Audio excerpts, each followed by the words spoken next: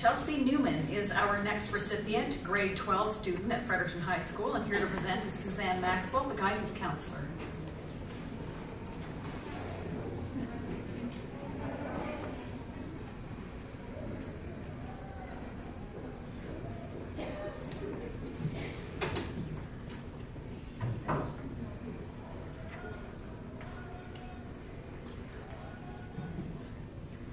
George Herbert, a Welsh-born poet from the 17th century, once said, "Storms make the oak grow deep roots." As I reflected on the stories told this evening, I can't help but feel inspired to think of each individual who has become stronger through the challenges they faced. Thank you to Kingswood Ventures for providing the platform to acknowledge the struggle, but also to celebrate the growth.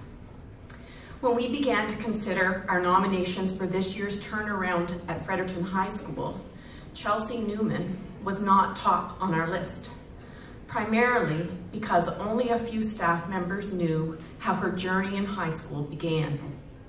The Chelsea teachers now know is described as mature, quiet but mighty, inspirational, responsible, a quiet leader, and a good example to her peers. She is all of those things and more, but it took her a while to get there. Chelsea came to Fredericton High School in September 2011 with outstanding marks and nothing to suggest that there would be challenges in high school. I met her that school year as she was a student in my grade 9 English class. She was a good student, but her attendance wasn't great, and before long, I was informed that she had withdrawn from school. No explanation was provided, and I didn't really hear from her again for some time. What I later learned is that Chelsea started grade 9 again the following year, but found attending school too difficult, so she withdrew a second time. Although she doesn't like to dwell on all the challenges in that stage of her life, she does acknowledge that there were social and mental health issues that were major factors. It wasn't that Chelsea didn't want to be a student, but she just lost her motivation to come to school, and other things crowded in, making it difficult to manage it all. I believe she and her family are to be commended for choosing to make her health a priority, not an easy decision. In 2012, after her unsuccessful return to school, Chelsea's father arranged for her to start taking some online courses through a program in the United States.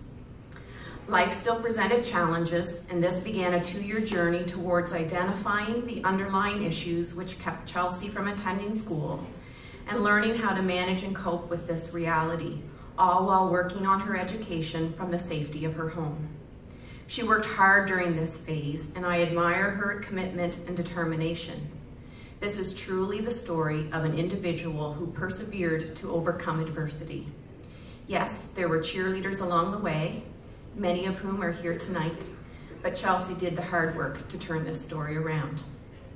In August 2015, Chelsea and her father made an appointment with me in the guidance office to discuss her return to FHS. It was obvious from her online school's transcript that she had done well, but she was still missing most essential courses for graduation, as well as the post-secondary requirements needed if she was to continue to pursue her dream of architecture. We decided that it was wise for her to enroll in the grade 11 academic courses despite her age, and to be honest, given her situation, I wasn't sure if that was a realistic goal. But Chelsea was determined, and not once since that time has she given any of us a reason to doubt her. Her return to school has not always been smooth, but she has faced every challenge head on, and my respect for her has continued to grow. She has relied on her support network as well as the coping skills she's developed, and she's entered situations she knew would be uncomfortable, like tonight, but faced them head on. And while that alone is admirable, I can't help but brag about her academic achievements. Her marks are outstanding, all of them. She doesn't have a mark below 90. Chelsea doesn't just get by, she excels and is so very deserving of the honors and accolades she's received. Somewhere along the way in the past 2 years, Chelsea changed her future goal. and she has developed a passion to pursue biology and chemistry. And I'm so proud to say that she will be attending Carleton University in the fall to study biochemistry, and quite possibly the person standing before you tonight could be on the verge of developing a cure for cancer. Chelsea, I'm honored to present you with this Turnaround Award. You are so very deserving.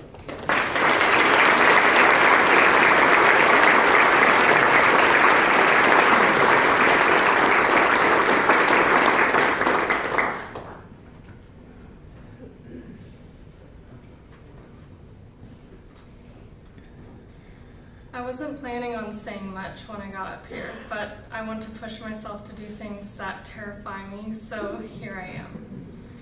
This was not a journey I wanted to end up on. Every day my life was a constant struggle, a battle within my mind between myself and my anxiety.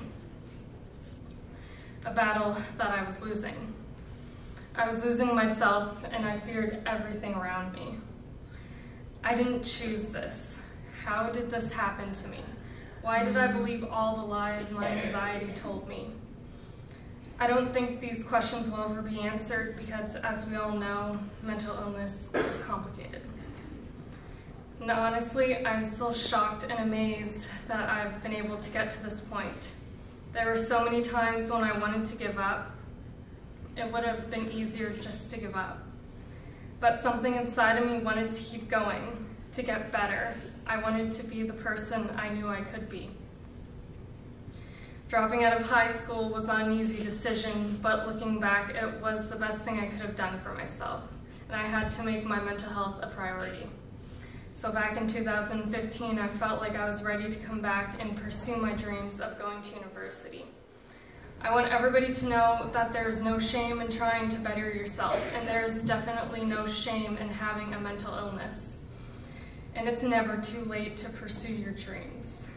And I would like to thank my psychologist for helping me get through this journey, and all my teachers and my guidance counselor, Mrs. Maxwell, for making the transition back into high school easier for me.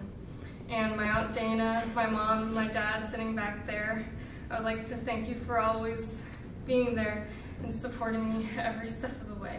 Thank you so much.